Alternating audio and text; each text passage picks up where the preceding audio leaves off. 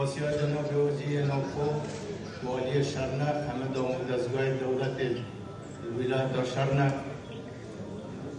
سپاس بو پارلمانتاری دارس سپاس بو جماوری دبری بو وی پیشوازی ها گرم و سپاسی ها و همیات گرم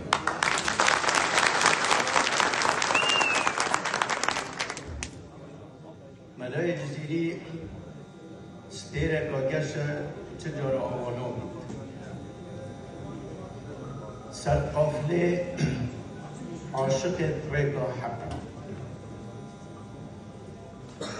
شاعر الجزیری چجور کمن نابن همه جاره بروف ده و تخمین کرد و تازد ده گل به شعریتی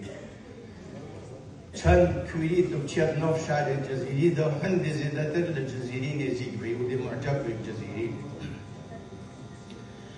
لتکیا بارزان لحضور مولانا شیخ احمد بارزانی دائما شعر الجزیری داد نخوندن و بومدر کفت و چه نزیگی که روحی های بینو چونکه ریکا حق و حقیقت یکی هر وکو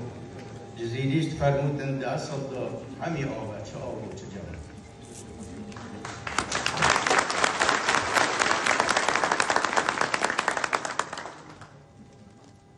لديف وان لغلت ومداري خسته ديارة جزيري دي صالة 1570 دوانتي سر دنياي والصالة 1640 دو شوية بالرحمة خده يعني هفته صالة جيا أما هفته صالة پر خير وبركة هفته صالة پر معرفة وزاني الشارع جزيري دا ديارة زور شارزاب و یا مسلط و زبان کردی، ترکی، عربی، فارسی دیار زوری شگری بو علم و زانین وان جهت بو مدر کفتی سردان لگری آمیدی بود الحضور آبان همه زانایا و بسکورا و مقوله را اکادمیستا زحمت در بومن از بچمن و تفاصیل جزیری چونکه اون باشتر زانه بس پی او بوچونا متواضع خوم دوی از چند سرنجه کاف بجون درباره ملای جزیری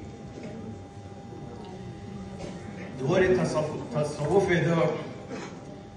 ده مقامه که هر بدن دار جزیری گشگوی مرتبه